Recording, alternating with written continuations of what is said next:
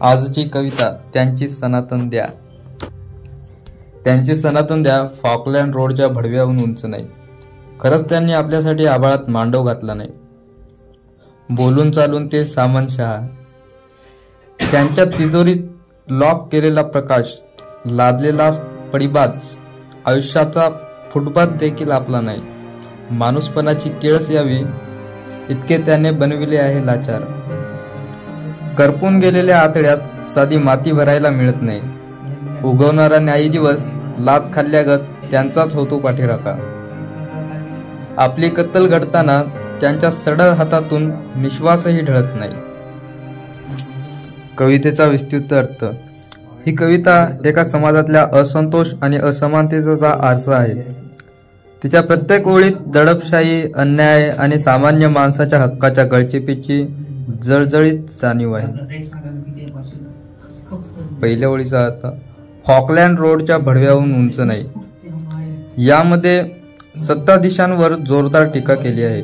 सत्ताधारी त्यांनी स्वतःहून देवदूत समजले आहे. ते केवळ वरून मोठे दिसतात, पण त्यांची कृती मात्र अत्यंत नीच आणि स्वार्थी आहेत. समाजातील फॉकलँड रोड हे प्रतीक अशा नीच प्रवृत्तीसाठी वापरले आहे. आभाळात मांडव घातला नाही. सत्ताधीशांनी सामान्य माणसासाठी काहीच चांगले केले नाही. त्यांचा अर्थ स्वार्थी धोरणामुळे समाजाच्या तळागाळात लोकांसाठी स्वप्न साकार होण्याची शक्यता नष्ट झाली आहे. सामनशहा. त्यांनी तिजोरीत लॉक केलेला प्रकाश. इथे प्रकाश हा एक प्रतिकात्मक शब्द आहे. हाच प्रकाश ज्ञान, न्याय आणि चांगुलपणाचे प्रतीक आहे. सामनशाही किंवा उच्च वर्गाने प्रकाश आणण्यासाठी कायद्यासाठी तिजोरीत बंद करून ठेवला आहे. सामान्य लोक त्यापर्यंत पोहोचूच शकत नाहीत. करपून गेलेल्या आतड्यात साधी माती भरायला मिळत नाही. सामान्य माणसाच्या परिस्थितीचे वर्णन आहे, जिथे माणूस भुकेने व्याकुळ झाला आहे, पोट भरायला मातीही नाही. ही सामाजिक असमानता आणि गरिबीची स्थिती दाखवते. उगवणारा न्यायी दिवस लाच खाल्ल्यागत त्यांचाच होतो पाठीराखा.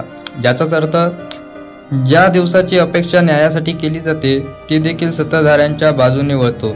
भ्रष्टाचारामुळे सत्य आणि न्याय अधोरेखित होत आहेत. याचा स्पष्ट अर्थ असा की व्यवस्था न्यायासाठी नाही, तर सत्ताधाऱ्यांच्या सोयीसाठी आहे. आपली कत्तल घडताना त्यांचा सडळ हातातून निश्वासही ढळत नाही. सत्ताधाऱ्याने सामान्य माणसाच्या हालअपेष्टा दिसत नाहीत. त्यांच्या दुःखाविषयी कोणतीही भावनिक ओलावा नसतो. सामान्य माणूस मरणाच्या उंबरठ्यावर असतानाही सत्ता आणि संपत्ती असणारे लोक पूर्णत्व संवेदनशून्य आहेत. कवितेतून एकूण संदेश. कवितेतून नामदेव ढसाळांना एकूण संदेश द्यायचा आहे. ही कविता समाजातील अन्याय, विषमता आणि व्यवस्था भ्रष्टाचाराविरोधात तीव्र आवाज आहे. ही सामान्य माणसाच्या व्यथा आणि दुःख व्यक्त करते. सत्तेच्या स्वार्थी प्रवृत्तीवर कठोर टीका करताना समाजाच्या हक्कासाठी, समानतेसाठी आणि न्यायासाठी अर्थ हाकही आहे. कवितेतून समाजातील संघर्ष, सत्ताधाऱ्यांनी